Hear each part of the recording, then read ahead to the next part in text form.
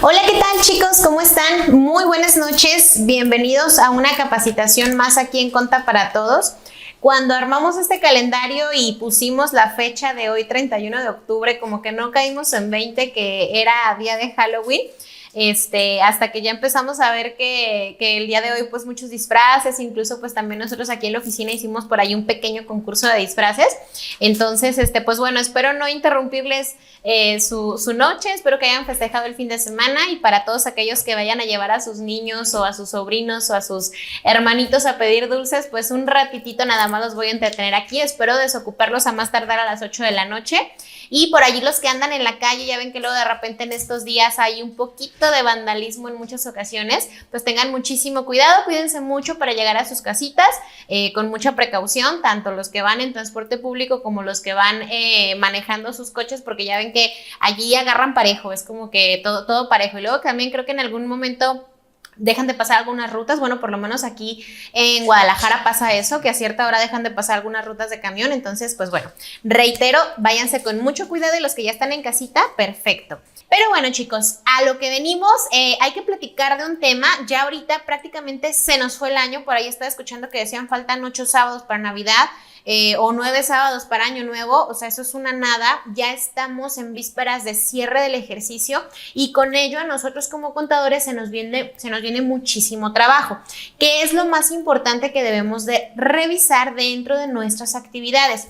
Hay que recordar que para las personas morales es muy importante que hagamos precierres. Esta clase no es de precierres fiscales de personas morales ni de plataformas tecnológicas, porque son otro régimen que también voltean a ver sus deducciones únicamente hasta la declaración anual. Personas morales, acuérdense, en título segundo, porque pagan en base a un coeficiente. Pues bueno, estos regímenes son muy importantes que hagamos precierres fiscales, porque luego nos empezamos a llevar sorpresas cuando cerramos el ejercicio y presentamos la anual, porque los impuestos se van hasta el cielo, ¿verdad? Esta clase no es de eso, pero si no me equivoco, aquí en la página de YouTube, en Conta para Todos, tenemos ya una clase en donde analizamos el precierre fiscal de personas morales en título segundo, ¿sale? Para que puedan revisarlo, chequenlo, estamos muy a tiempo para poder tomar todas las precauciones necesarias y tener un muy buen precierre fiscal. Todavía estamos muy a tiempo. El día de hoy lo que vamos a revisar es el tema del precierre fiscal de nóminas. Vamos a ver un poquito de los obligados a presentar declaración anual. Vamos a refrescar también el tema de las deducciones personales y también considerar algunos puntos que son importantes para poder hacer un muy buen cierre del ejercicio fiscal en materia de sueldos y salarios, ¿sale? Eso es lo que vamos a revisar el día de hoy. De acuerdo, entonces vamos a ver el cierre fiscal de sueldos y salarios. Vamos a empezar con esta exposición. Todas las dudas que vayan saliendo las van poniendo ustedes en el chat. Yo voy a ir haciendo espacios en los que voy a estar contestando sus dudas. Algunas otras dudas van a estarse resolviendo seguramente entre ustedes. Entonces, si alguno ve una pregunta que saben ustedes cuál es la respuesta y quieren contestarla, adelante. La idea es que se vayan con la mayor información posible. En muchas ocasiones sus dudas nutren mucho este tipo de pláticas. Entonces, bienvenidas sean las personas que quieren ayudarnos a contestar las mismas preguntas de los mismos espectadores, ¿sale? Entonces, pues bueno, vamos empezando. El tema de las personas físicas, porque al final de cuentas las personas físicas son las que reciben ingresos por sueldos y salarios. ¿De quién? Pues de otras personas físicas, o en su caso de personas morales, pero el caso es de que estas personas que trabajan bajo el esquema de remuneración de sueldos y salarios subordinados entran también en un régimen fiscal, ¿sale? ¿Por qué? Porque son contribuyentes de ISR, porque están teniendo un trabajo que les está generando un ingreso en territorio nacional, y ya con eso se configura el tema de que estás obligado a pagar impuestos sobre la renta, ¿sale? De hecho, estadísticamente los asalariados son los principales contribuyentes de impuestos sobre la renta en nuestro país. Hay otros contribuyentes que son los de actividad empresarial, profesional, los reciclos, personas morales, dividendos, entre otras cosas, pero bueno, el grosso de todo este tipo de contribuyentes son los asalariados, ¿sale? Entonces, pues obviamente los regula la ley del impuesto sobre la renta. Son personas físicas que trabajan en México, que reciben un ingreso personal subordinado y que tienen la obligación de pagar el impuesto sobre la renta en nuestro país. De allí nos vamos a ir directamente hasta el artículo 90 de la misma ley del impuesto sobre la renta, en donde nos dice cómo es que vamos a pagar el impuesto por los ingresos que recibimos como personas físicas. Las personas que trabajan por sueldos y salarios van a tener la misma tarifa de impuesto sobre la renta, que es la tabla que se actualiza en ocasiones año con año de acuerdo al tema inflacionario, que ya tenemos, si no me equivoco, vamos para 3 años seguidos que hemos estado aumentando esta tabla. Lo que no se ha movido es el tema del subsidio al empleo, por eso ahorita pues ver el subsidio al empleo ya es muy, muy raro, ya no se da como anteriormente, porque ahorita los salarios mínimos aumentaron, las tarifas de ISR se actualizaron, pero la del salario mínimo no, que son otras de las cosas que vamos a revisar un poquito más adelante. ¿Sale? Entonces la tarifa es la misma de una actividad empresarial, profesional, de un arrendamiento, de los que tienen ingresos por sueldos y salarios son exactamente las mismas. Las que cambian un poquito son los que tienen ingresos por reciclos, que ya sabemos que ellos pues tienen una tarifa especial, los que todavía quedan en régimen de incorporación fiscal, porque también hay unas personas que aún están en el régimen de incorporación fiscal, entonces ellos tienen tarifas distintas, pero los demás pues estamos sobre la misma tarifa y al final de cuentas se acumulan todos los ingresos, se hace un solo cálculo anual, pero para sueldos y salarios hay que considerar ciertas cosas, ¿sale? ¿Qué es importante? Pues bueno, el tema, por ejemplo, de la declaración anual. Recuerden que hay declaraciones anuales informativas. Oye, yo no tengo ingresos, jamás he trabajado en nada, es más, soy una ama de casa o una persona que siempre ha tenido, pues, o sea, no ha tenido quizá la necesidad de trabajar, entonces nunca he tenido un ingreso, pero me acaban de heredar. Me gané un premio, le jugué a la lotería y ya gané un milloncito o la cantidad que ustedes quieran. Si esos premios, donativos, herencias y demás en conjunto superan los 600,000, vas a tener la obligación de informar en tu declaración anual ese dato. Solo es informarlo. Por eso cuando ustedes han tenido la oportunidad de meterse a la presentación de la declaración, hay un campo para seleccionar que dice solamente datos informativos. No te generan impuesto, no nada, pero si no lo enteras, si te llega a requerir la autoridad, si te van a hacer que pagues un impuesto por ello, ¿sale? Los que hayan tenido ingresos superiores a los 400,000 en tema de asalariados van a tener también la obligación de presentar su declaración anual. Si tuvieron más de un patrón en un mismo ejercicio, si recibieron ingresos asimilados al salario y también sueldos y salarios, y si optan por presentarla aunque no tengan la obligación. Recuerden que, bueno, más adelante de todas formas vamos a reafirmar los puntos que conllevan específicamente asalariados, pero tienes que avisarle a tu patrón por escrito más tardar el 31 de diciembre de este ejercicio que tú vas a realizar tu cálculo anual, porque tienes quizá deducciones personales, que también las vamos a ver un poquito más adelante, para que tu patrón no te realice el cálculo anual, ¿sale? Esto es importante, luego se les olvida. Si dejaste de trabajar antes del 31 de diciembre, también tienes obligación de presentar tu anual. Si realizas actividades empresariales, profesionales, tienes ingresos por plataformas tecnológicas, obviamente si optaste porque tu pago no fuera definitivo, sino provisional. Los que rentan inmuebles reciben ingresos por dividendos asimilados sin ningún otro ingreso, o los recicos que también tienen la obligación de presentar su declaración anual, ¿sale? Y de aquí, ¿cómo es que se presenta? Pues bueno, el artículo 150 de la Ley del Impuesto sobre la Renta es la que nos dice que vamos a presentar una declaración anual mediante las oficinas del SAT, pero bueno, ya sabemos que no, ya es por medios electrónicos, y la vamos a presentar durante el mes de abril del año siguiente al cierre del ejercicio.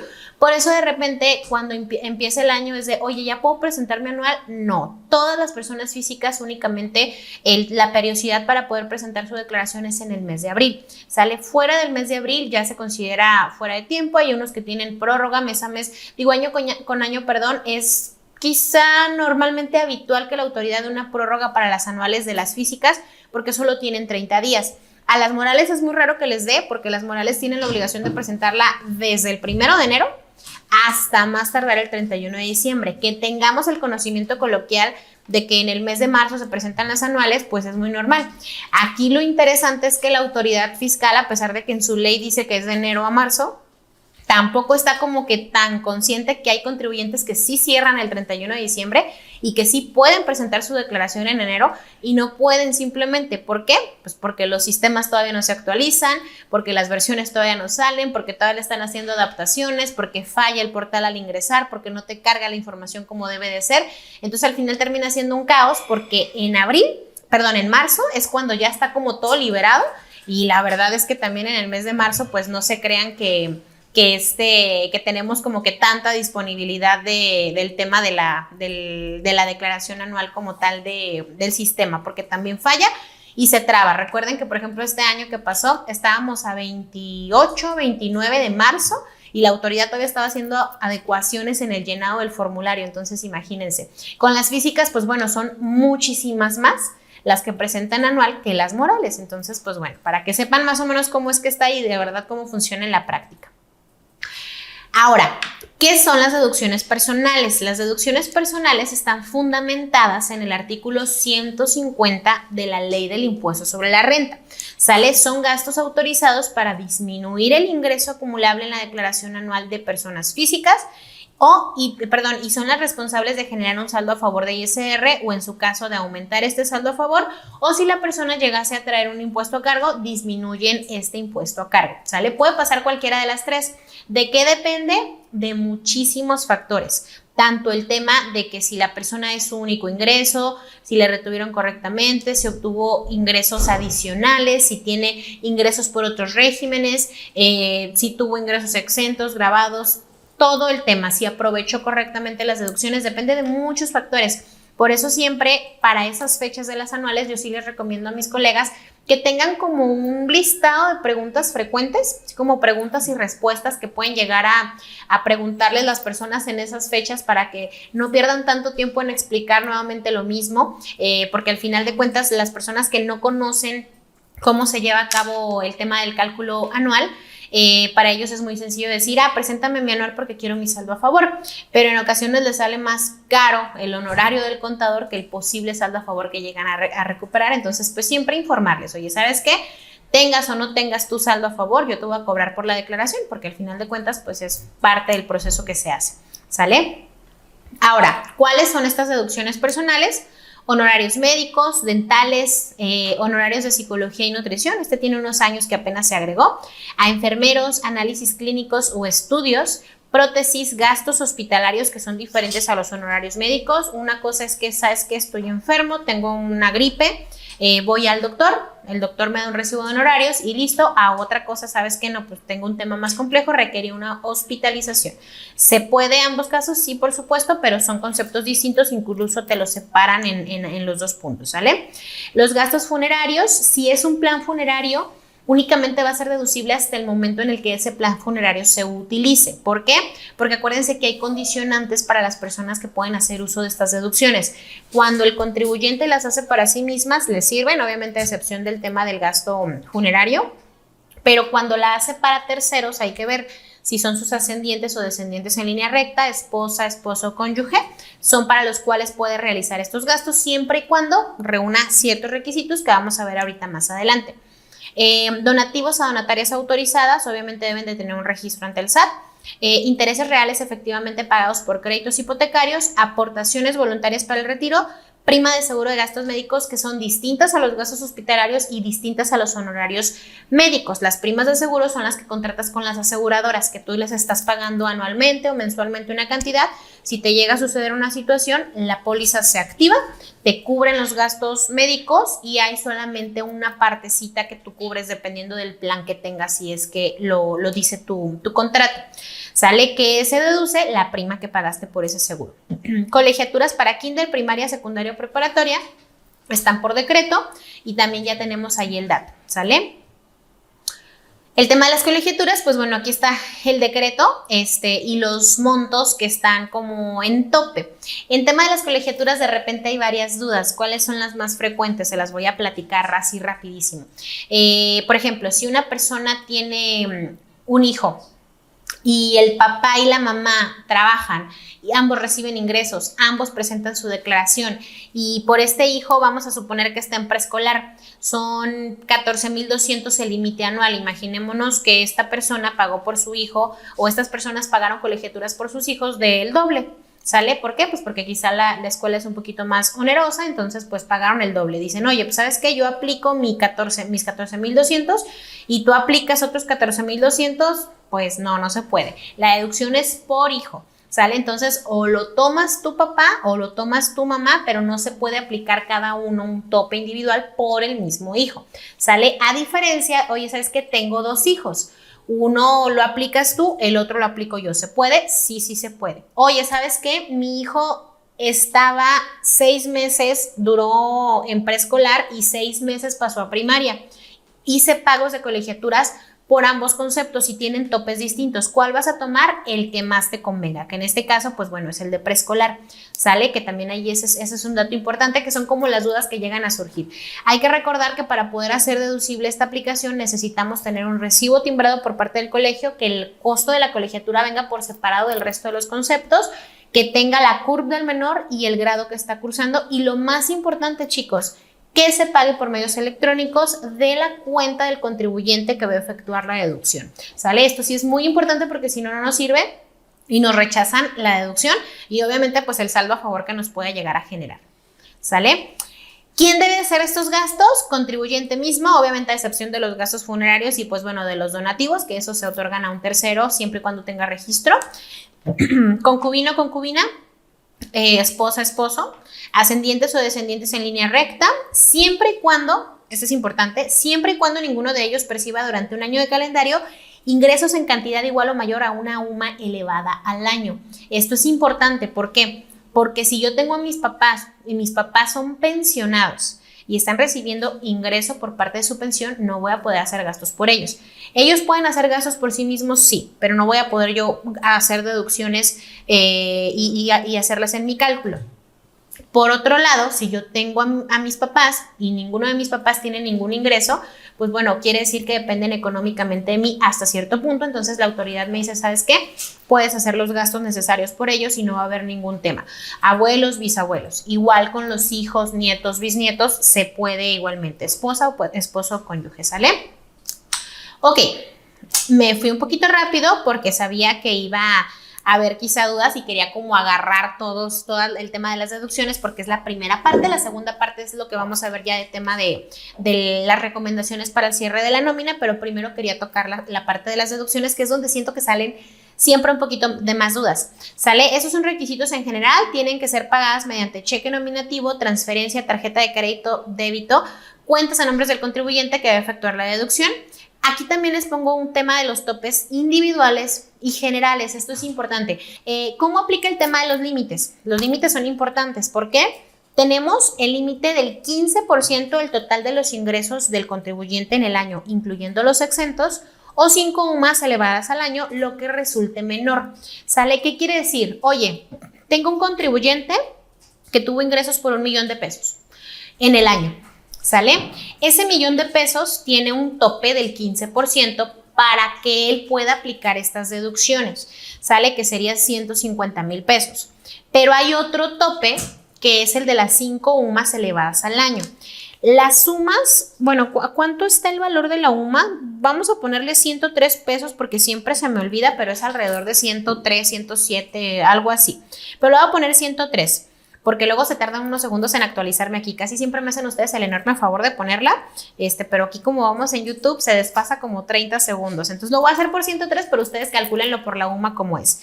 103 por 5 y luego eso por 300, no, perdónenme, son 103 por 5 por 365. Sale que son 5 UMAs elevadas al año. El tope de las sumas, en el caso de que la UMA fuera 103, ustedes saquen el cálculo exacto, igual si alguien quiere ponerlo allí en el chat, estaría increíble, pero el que yo tengo aquí es de 187,975. ¿Sale? ¿Qué quiere decir? Oye, si mi contribuyente tuvo ingresos por 1 millón de pesos y su tope es del 15%, entonces su tope es de 150,000 por ingresos. Si el de las sumas es de 187, la ley me dice lo que resulte menor es lo que voy a aplicar. Entonces, en este caso, yo a mi cliente de 1 millón de pesos no puedo aplicarle los 187, sino los 150,000. ¿Por qué? Por sus ingresos ese va a ser su tope. Oye, contadora, ¿pero de qué tope te refieres? El tope de las deducciones personales que puede aplicar como disminución. Pero no todas entran, esto es importante. ¿Cuáles entran en este tope?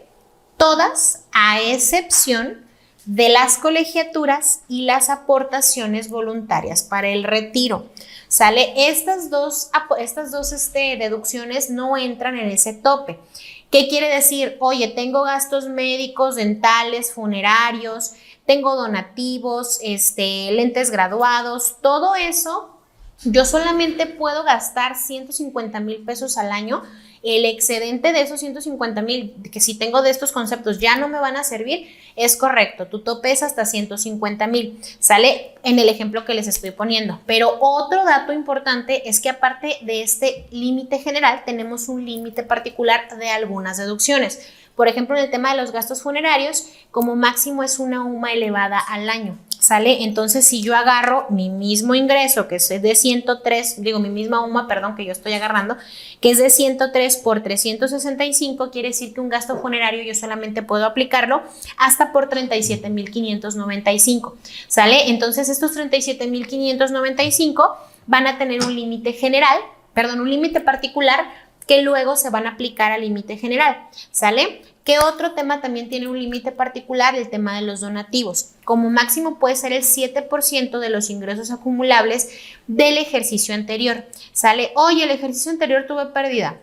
Pues no vas a poder hacer deducciones. Sale por donativos, por concepto de donativos, porque no traes un punto de referencia en porcentaje.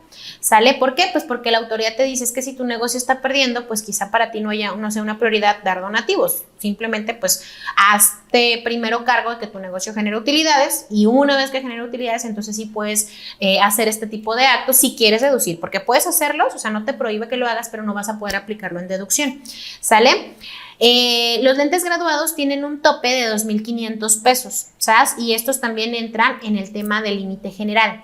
¿Qué no va a entrar? Y esto es importante porque luego a veces se nos olvida. Hay un punto importante para efectos de los gastos médicos.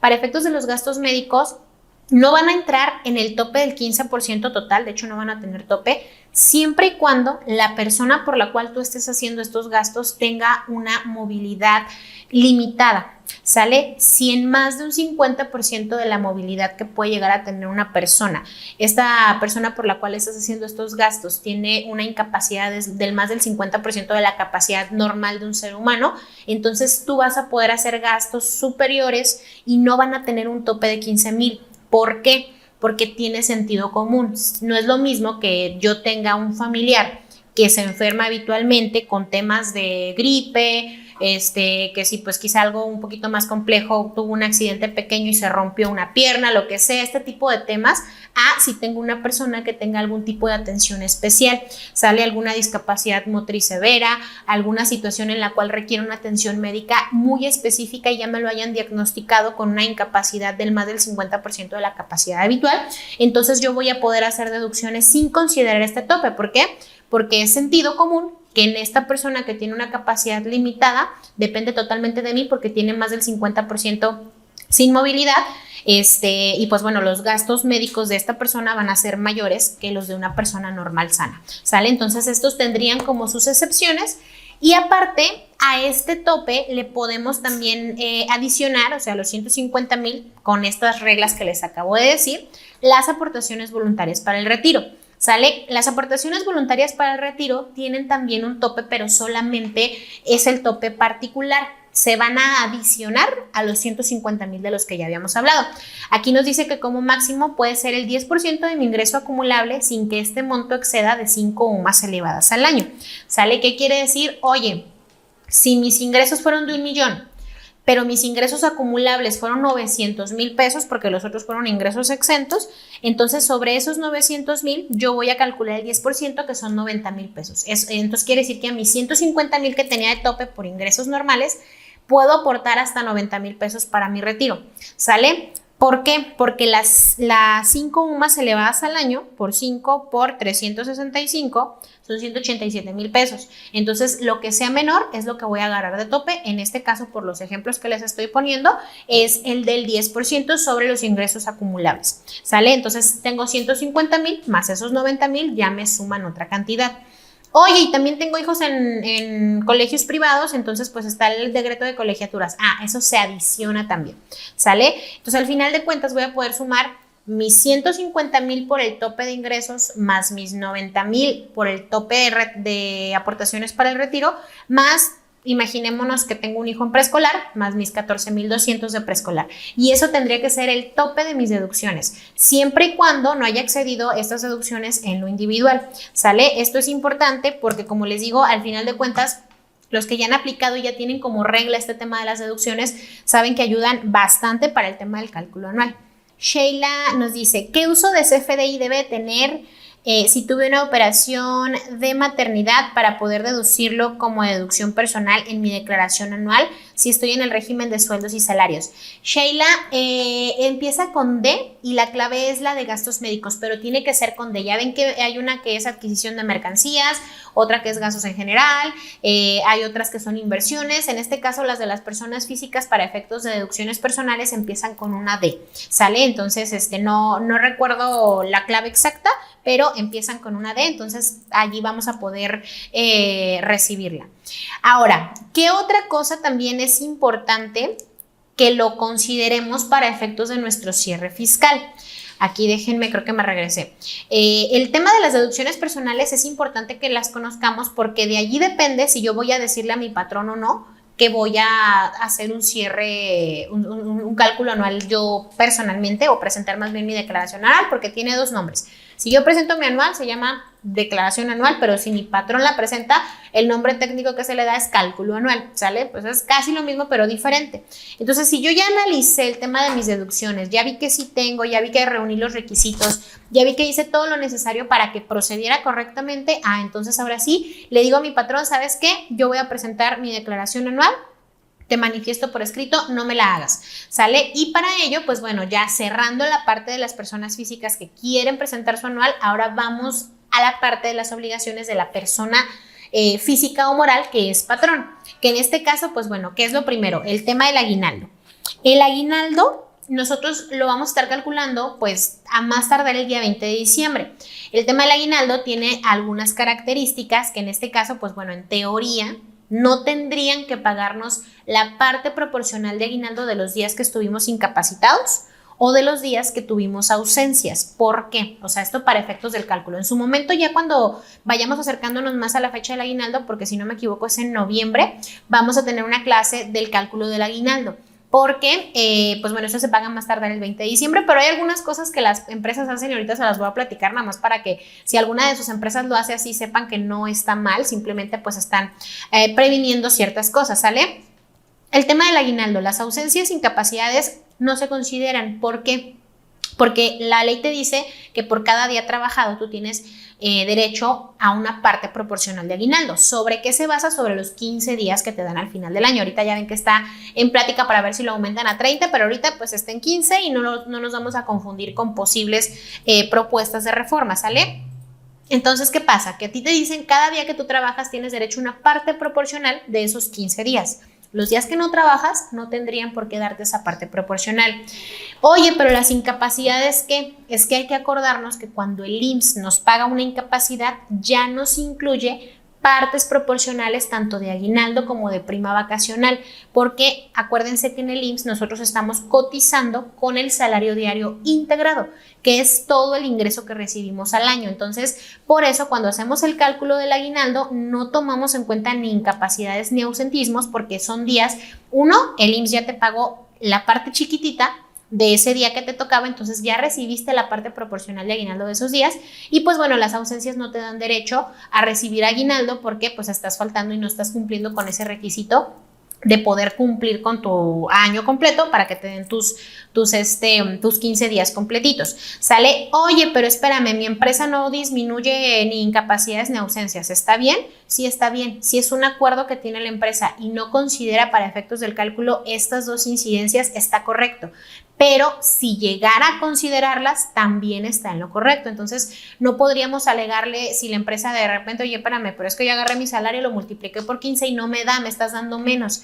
Pues te estoy dando menos porque pues pasó esto y esto. ¿Es ilegal? No, no es ilegal. Es totalmente legal porque la ley así te lo marca. ¿Sale? El cálculo se va a hacer sobre el salario vigente al momento del pago. Si la persona durante 11 meses ganó 15,000 pesos mensuales, pero luego la primer quincena de diciembre, antes de que le pagaran el aguinaldo, le aumentaron a 20,000, ¿sobre qué le van a hacer su pago del aguinaldo? Sobre los 20, ¿sale? Esto es importante para que lo consideren también, que si ustedes tienen un salario allí no se promedia, no es como que, bueno, los meses que ganaste, cuánto, no, aquí es sobre lo que estás ganando en el momento que te van a hacer el pago del aguinaldo. A más tardar el 20 de diciembre se tiene que pagar. Oye, en mi empresa cada mes veo un concepto que dice aguinaldo, mes a mes. Y se llega a diciembre y nada que nos dan de aguinaldo, y que porque pues ya no lo dieron a lo largo del año. ¿Eso es legal? Pues sí, también es legal, porque en ocasiones las empresas dicen, espérame, pues déjame, le voy abonando, porque en diciembre la cosa se pone fea y pues mi empresa no es de las que tiene temporada alta en diciembre, porque hay que recordar que hay muchas empresas que en la temporada de cierre de año les va un poquito mal, porque pues no son prioridad, quizá no son regalos, quizá no son tema de consumo y demás, entonces pues no son prioridad. Y pues al final de cuentas no reciben muy buen ingreso y prefieren irlo prorrateando durante todo el año, y es totalmente legal. La ley no te dice tienes que pagarlo en diciembre, te dice tienes que pagarlo a más tardar el día 20, entonces si te lo están abonando durante todo el año está correcto. Que no te vayas a ver igual porque pues no te lo dieron de golpe, pues también es correcto, ¿sale? ¿Cuál es el exento de aguinaldo? Son 30 UMAS, ¿sale? Esto es importante también porque si se van a pagar los aguinaldos y recibes más de 30 UMAS de aguinaldo, vas a tener que pagar un ISR por el excedente, ¿sale? Esto también hay que considerarlo porque luego en ocasiones también las personas dicen, es que me llegó menos. ¿Qué pasó? Ah, pues es que te descontaron el impuesto sobre la renta porque tu aguinaldo era mayor. Y si tengo 3 hijos, uno en primaria, secundaria y bachillerato, ¿solo puedo deducirlo de un solo hijo? No, Lorena, puedes deducir lo de los 3 hijos porque son 3 personas diferentes. Sin ningún problema puedes aplicar los topes. Deducción por colegiatura de mi hija nacida en el extranjero. Sí, si la tienes en una escuela aquí en México, por supuesto, o sea, no hay ningún impedimento si tu hija nació en el extranjero, solamente pues tienes que acreditar que es tu hija y que tú recibes ingresos aquí en México. Buenas noches, en caso de las incapacidades creo que solo aplica cuando es por riesgo de trabajo. No, Juan, también cuando son incapacidades por enfermedad general, te pagan partecita del aguinaldo, que te la pagan al 60% y a partir del 4.º día, pues sí es un hecho, pero también aplica ese porcentaje, o sea, también te lo dan, porque el IMSS siempre te va a pagar sobre el salario diario integrado que tienes tú registrado. Entonces, lamentablemente también cuando son generales te aplica lo mismo. Compra de lentes, uso del CFDI, también es deducción personal. Las ausencias que son con goce de sueldo, esas se consideran como día laborado para efectos del aguinaldo. Internamente no o sea, el estricto sentido es si faltó no te toca, pero obviamente si te dieron el permiso con goce de sueldo, pues quizá allí la excepción lo diga por sí misma, sí te van a tener que pagar el aguinaldo por ese día porque pues fue como un permiso, o sea, no fue una falta injustificada, entonces es así. La verdad es que es muy raro que las empresas te descuenten las incapacidades y también los ausentismos. Pero como les digo, si lo llegan a hacer, pues están en lo correcto, o sea, no podríamos alegarles nada porque es su derecho, ¿sale? Ok, ¿qué otra situación también? El tema del cierre de nómina, chicos. El cierre de nómina, se tienen que considerar las nóminas que se pagaron al cierre del ejercicio 2023. Esto normalmente pasa cuando hay días inhábiles dentro del cierre del ejercicio, ¿sale? ¿Por qué? Porque, por ejemplo, si la nómina es semanal y la semana ustedes la cierran en martes, y resulta que pues la semana que va a cerrar ahora en martes, el día 1 va a ser lunes, el martes va a ser 2, pero va a traer días del año pasado, pero se va a pagar hasta el día hábil, día 2, esa nómina ¿qué? ¿Cuándo? ¿Cómo? Ah, pues se va a considerar en el momento que se haga el pago de la nómina, ¿sale? Si la nómina se pagó hasta el 2024, pues entonces en el 2024 se va a considerar ese periodo. Si la nómina se pagó el viernes porque dicen, ¿sabes qué? Pues vamos a adelantarles la nómina para cerrar el ejercicio, ah, pues se considera en 2023. ¿Sale? Pero tiene que ser por las nóminas efectivamente pagados. El tema de los viáticos es importante porque acuérdense que los viáticos no comprobados o que no se regresen como tal a las empresas que les están dando el dinero de los viáticos se pueden llegar a considerar acumulables para efectos de impuestos de la persona que lo está recibiendo. Entonces, de preferencia hay que hacer un cierre y antes del 31 de diciembre, obviamente el día hábil, que en este caso 31 va a ser domingo, el día hábil sería el viernes.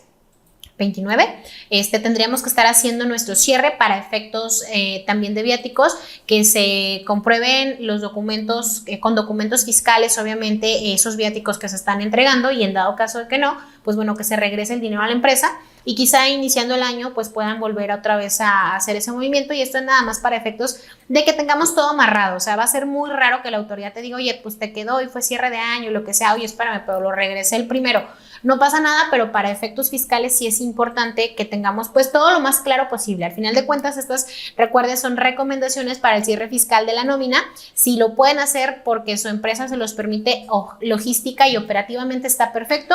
Si no, pues bueno, nada más considerar que van a tener que comprobar si en algún momento llegan a revisarles esta parte. Conciliación de CFDI versus nómina, esto también es importante. ¿Sale? Porque acuérdense que desde el año pasado ya no nos deja teclear gastos de nómina, nos los carga automáticamente.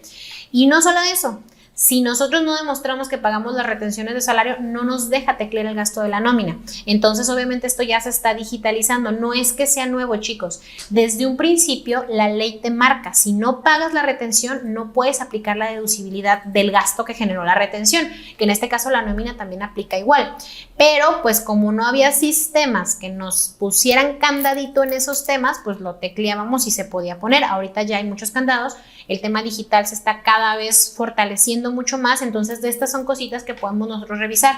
El año pasado había varios temas en los cuales la autoridad te determinaba diferencias por retenciones, y hasta que no pagabas esa retención no te dejaba hacerlo, o corregías los recibos si es que te habías equivocado al momento de emitirlos. Entonces esto lo podemos ir previniendo desde ahorita, haciendo una conciliación entre lo que tenemos, que es el siguiente punto también, que es timbrado, pagado, y en el visor del SAT, que es la diferencia, lo que dice el SAT que tiene, lo que yo timbré y lo que estoy pagando, tiene que cuadrar, ¿sale? Si no te cuadra, entonces hay que revisar por qué.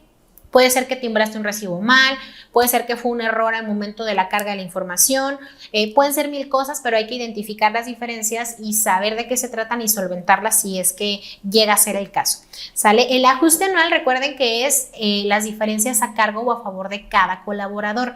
Estas se compensan o se pagan a más tardar en el mes de febrero.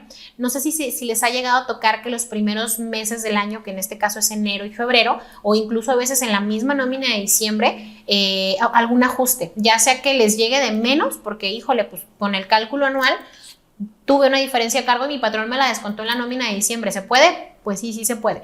Oye, pero fue un saldo a favor, al contrario, me estuvieron pagando un poquito más. Ah, pues es real, por supuesto que es real. Oye, me lo dividieron en las 8 quincenas de los primeros 2 meses del año. ¿Se puede? Sí, también se puede.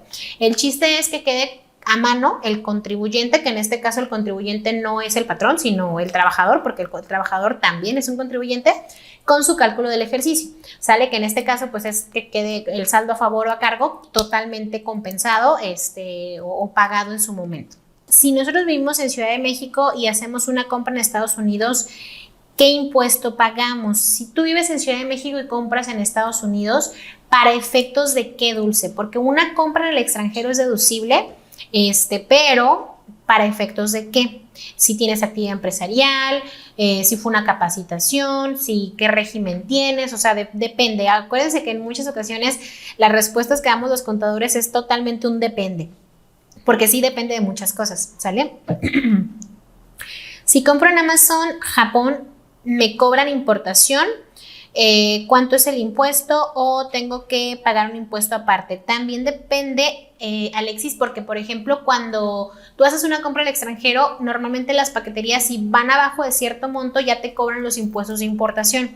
Entonces tú con el precio que pagas por el producto, si te llega por una paquetería oficial, casi siempre ya trae los impuestos de importación. Si tú lo vas a hacer como negocio, y vas a importar ciertos productos, necesitas tener un registro aduanal o trabajar con un agente aduanal para que te haga las importaciones, un registro de pedimentos, y por medio de una importación puedas meter mercancías al país. Entonces también se puede, pero hay que revisar muy bien el por qué. ¿Cuáles son las fechas límite para el SAT respecto al tema de conciliación en la nómina? Jessica, es al cierre de diciembre y a más tardar en el mes de febrero. Aumento de salario mínimo, chicos, esto es importante. Luego también a veces pasa que se llega a la nómina y si no tenías, o más bien las personas que tenían así de que el salario mínimo en el IMSS te lo aumentan en automático, pero hay ocasiones que no lo hacen. Si no lo hacen, entonces es responsabilidad del contribuyente hacerlo.